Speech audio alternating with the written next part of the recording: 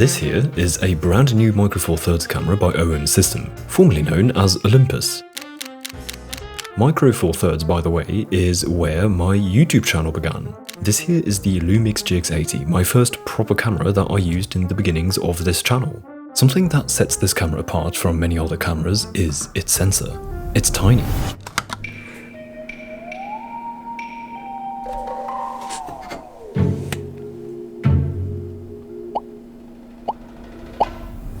Okay, it's not that small. It's about half the size of a full-frame sensor. It's called a Micro Four Thirds sensor.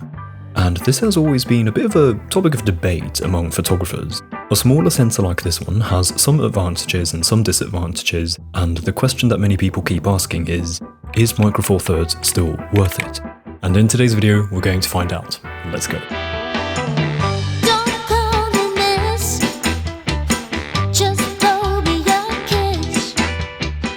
So this is OM System's new Micro Four Thirds camera. It's called OM3. In today's video, I want to talk to you about the Micro Four Thirds system, tell you its pros and cons, but obviously I don't just want to sit here. I want to show you. And so I put this brand new OM Systems camera to the test in the cold yet beautiful mountains of Austria. OM Systems was so kind as to reach out to me to try this new camera in this video. And you know, they're a bit of an underdog in the world of camera brands at the moment, but I think it's really cool that they still put in the effort in the Micro Four Thirds system, and so I thought it'd be cool actually to collaborate with them. So yes, this video is sponsored by them, however I'm not refraining from giving you my honest opinion on the camera.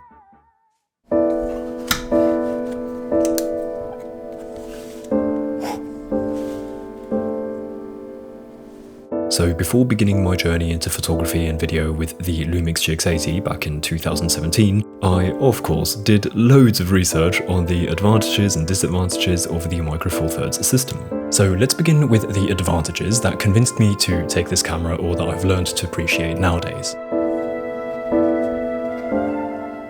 Micro Four Thirds cameras are mirrorless cameras, but with a sensor that is about half the size of a full-frame sensor. A full-frame camera has a sensor that is the same size as the frame of 35mm film, so that is 36mm by 24mm. It's called 35mm film, by the way, because the entire film strip is 35mm wide.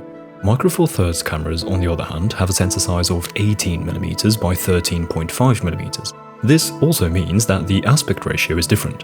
Full-frame sensors have a 3:2 aspect ratio, whereas Micro Four Thirds sensors are 4:3. The smaller sensor allows for the manufacturers to create smaller, more compact camera bodies and lenses. So this here is my standard setup when shooting digital, the Lumix GX80 paired with the Panasonic 20mm f1.7. As you can see, it's tiny, and I love how light this setup is. This is beneficial for anyone who likes to be out and about with a compact and lightweight setup, so travellers, outdoor enthusiasts, or even just street photographers who are trying to stay inconspicuous. This becomes especially apparent when working with longer focal lengths, so for example a wildlife photographer or just a general outdoor photographer can enjoy shooting 200, 300 or even 400mm focal lengths without the need to drag around a gigantic heavy lens. The Micro Four Thirds system allows for these focal lengths in a much smaller form factor. It is a beautiful afternoon out here in the mountains. I've driven up here now to test the camera outside for the first time. I've only been shooting some photos at home.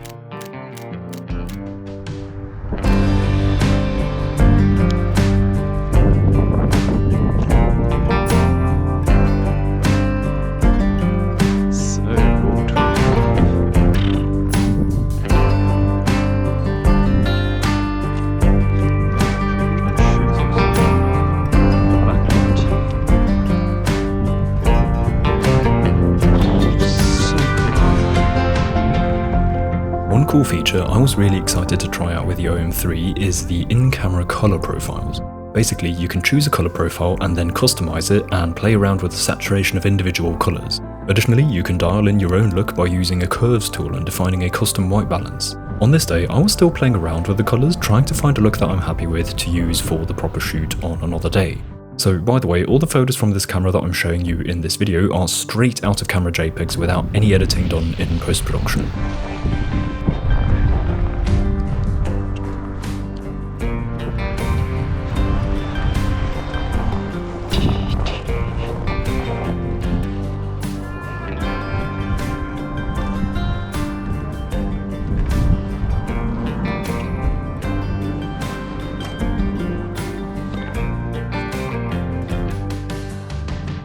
It was an incredibly cold day, a good test whether the camera is actually freeze-proof.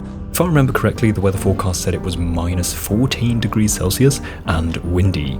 Needless to say, before the camera froze, I froze. In fact, my GoPro literally froze, the display just glitched and the video froze. The audio is fine though. Anyway, I got some decent shots here and there. I really like this shot of the lift station.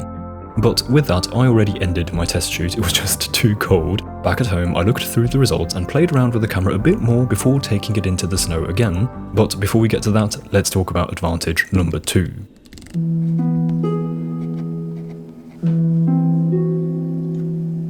When shooting with a Micro Four Thirds camera, your focal length will appear different than when shooting full frame. A 50mm lens becomes a 100mm lens, so my tiny 20mm lens is a full frame equivalent of 40mm. This can be viewed as a positive or a negative depending on what you're shooting, but when we think of the wildlife photographer or the outdoor photographer who really enjoy shooting at longer focal lengths, they can get something like a 100 to 400mm zoom lens, which in full frame is bloody 800mm. Anyway, the point is that there are many cases like this one when the crop factor can be used as an advantage, and this ties into what I said about the size, because you can shoot at 800mm with a relatively small and light lens. By the way, this is the lens that I started out with, the Panasonic 14 to 140mm, so with this little thing here, I could get shots at a full frame equivalent of 280mm. Anyway, I have 2 more things that I'd like to mention as common advantages when shooting with Micro Four Thirds, so let's talk about those while out in nature on my final day of test shooting with the OM3 camera. I'm a selfish kind of person, with a soul trying to fly. So now that I had played around with the camera for some time, I felt ready to go on a proper hike with the camera to capture some beautiful snowy nature. The plan was to go snowshoe hiking, which is a sport I actually only just tried out for the first time recently, and I've been liking it a lot. For the photography, I brought along the OM3 paired with the Zuiko 17mm f1.8 Mark II, which is a full frame equivalent of around 34mm, which, if you know me, you know, is what I like.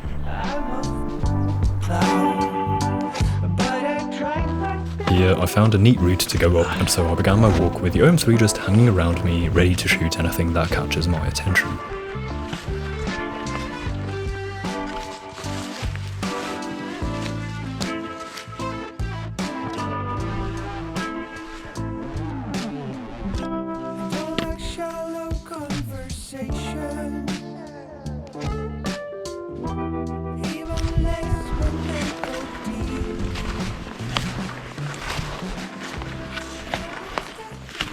I like the shapes here, let's try that.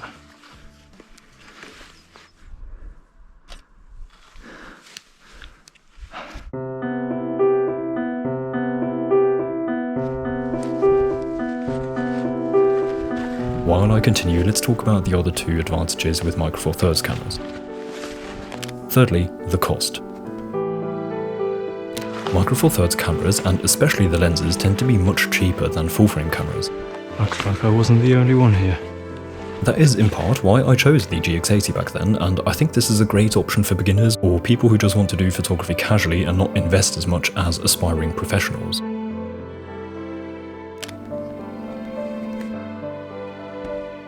Lastly, one more common perk that the smaller sensor size allows for is incredible image stabilization. I'm no technician, so don't quote me on this, but I guess the smaller sensor has more room to wiggle around and be stabilized than a big sensor. Anyway, that was also one of the main reasons why I chose the GX80 back then, because I thought I would not have to spend on a gimbal if I had the GX80's incredible image stabilization. Obviously, the IBIS does not replace the capabilities of a gimbal, but for what I needed, stuff like stable shots out of a driving car, the IBIS was sufficient. And so, as expected, the OM3's IBIS is phenomenal. You could take some slow shutter shots handheld with this camera, and I also imagine this to be incredibly useful for wildlife photography with really long focal lengths.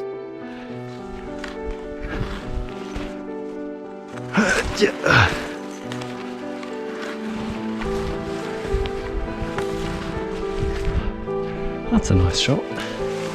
Let's go get that. It's open up the aperture to blur the trees in the foreground.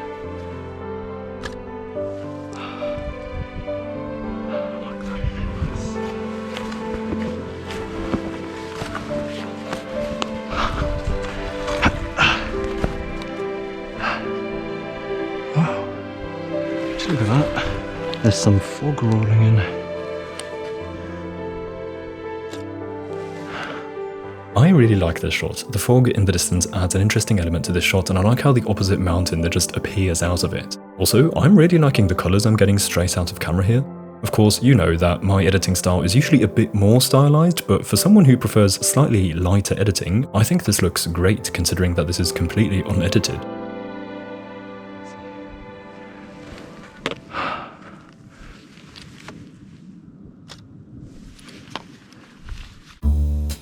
Then I continued my hike, and while I'm at it, let's now also talk about the disadvantages of Micro Four Thirds cameras. I think the main disadvantage is that the ISO capabilities tend to be poorer on Micro Four Thirds cameras. You know those memes about Sony users completely over-cranking their ISO to God knows what numbers simply because they can?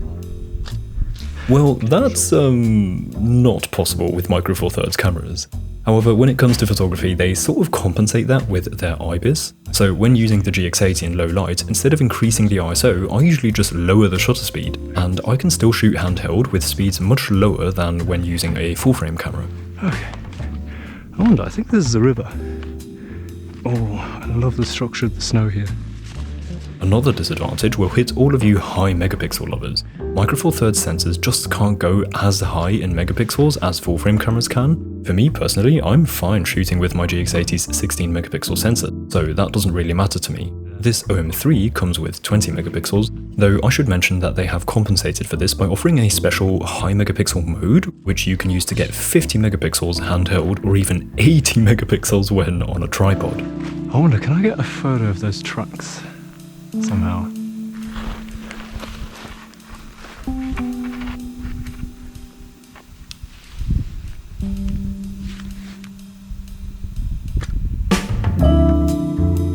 I really like this shot. The lighting on this day was so pretty, and I love the footprints leading to the trees and the composition. Oh, look at those elegant traces. And then there's mine. Hey.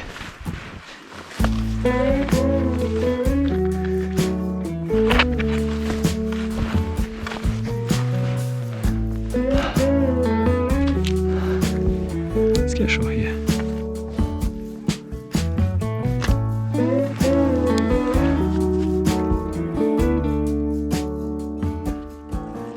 Now, let's talk about one more thing. This is, again, one of those can be a disadvantage, but doesn't have to be type of things. It's harder to get a shallow depth of field. If you are obsessed with super shallow depth of field, medium format might be your thing. But full frame can get you quite far as well. Micro Four Thirds, on the other hand, not as much. It's not like you can't get a shallow depth of field, it's just not as shallow as APS-C, which is not as shallow as full frame, which is not as shallow as medium format. Not sure about the composition.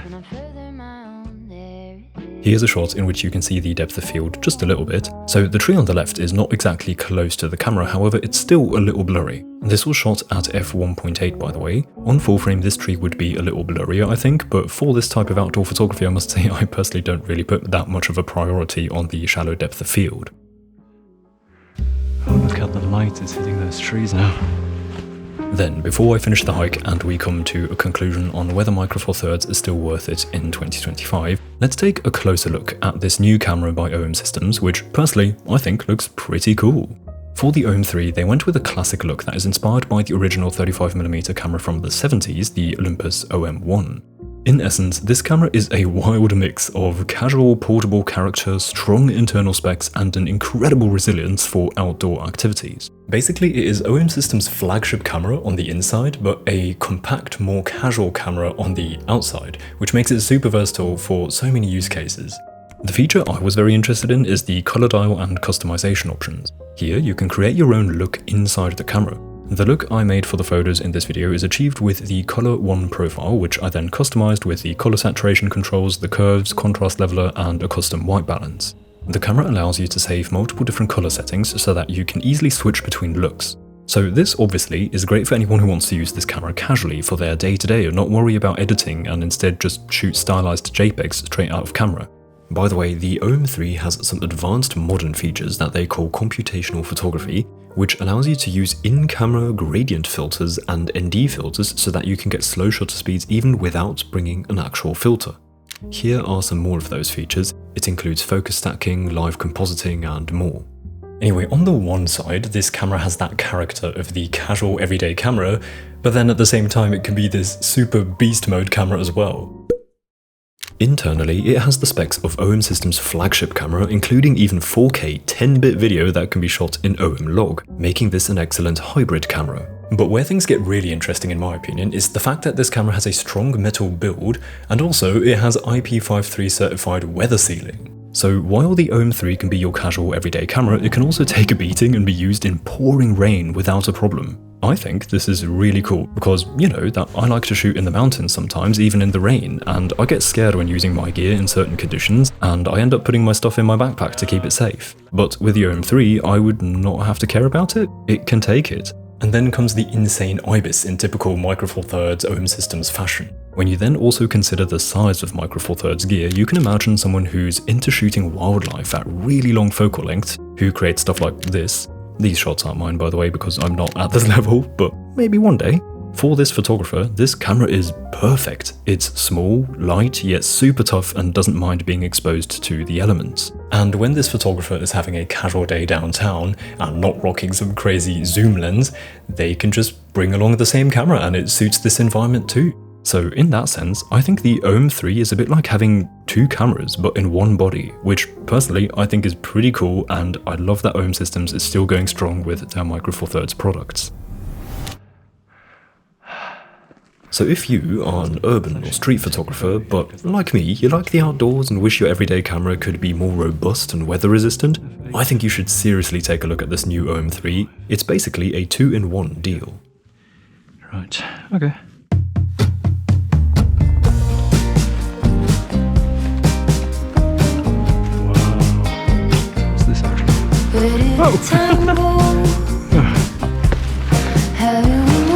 So far away.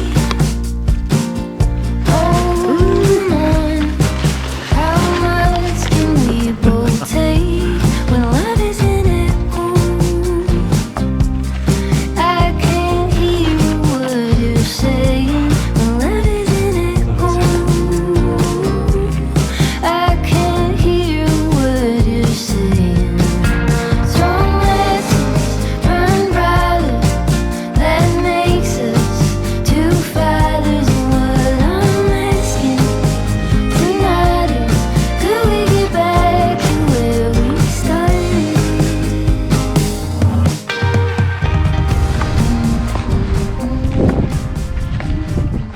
So the sun is running away quicker than I can walk to it, so I'm giving up. I was just going to walk there somewhere and then just turn around and go back to the parking area, but I'm just enjoying the last little bit of sight of sun that we get, and maybe we'll get a photo or two.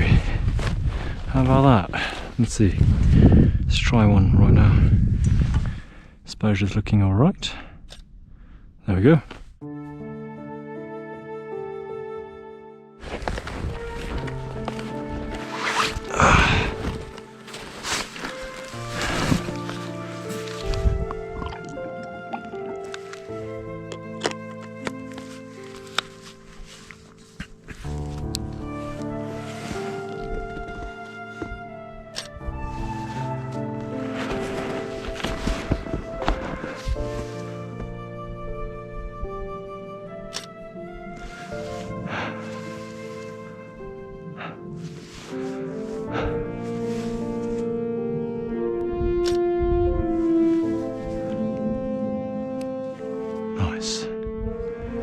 Right, I think I'm happy with the shots I've got. So I'm afraid I'm just too slow to catch that light. It's already up there. There's no chance I'm getting there in time. So I think now's it for now. It was really fun testing out this camera today after getting to know it for a couple of days, and now today was like the first proper test and going out for like a real bigger shoot with it, and I think we had a spectacular hike. I'd say that was a success so far. Anyway, let's slowly come to a conclusion and answer the initial question of this video. Is Micro Four Thirds still worth it in 2025? I think this video so far has not exactly hidden my stance on this topic. It is pretty clear that I think it is still worth it. We live in this fantastic day and age in which we have a great choice of camera brands and systems when it comes to digital photography, and each have their own strengths, weaknesses, and the person they are catering towards. Personally, I think Micro Four Thirds cameras are absolutely still worth it in 2025 if you are the person for it. That means if you prioritize a small and lightweight setup but still want to use interchangeable lenses and get top quality gear, then Micro Four Thirds is the system for you.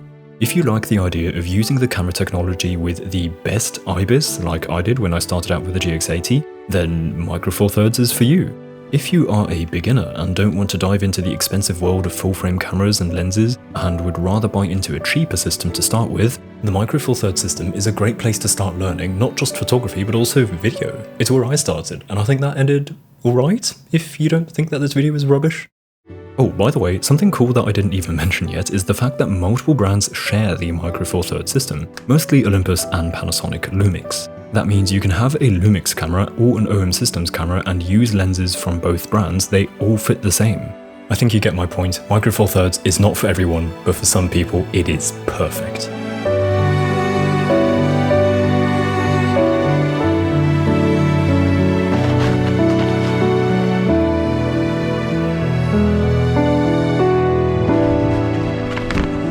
In my opinion, Micro Four Thirds is for sure still worth it in 2025.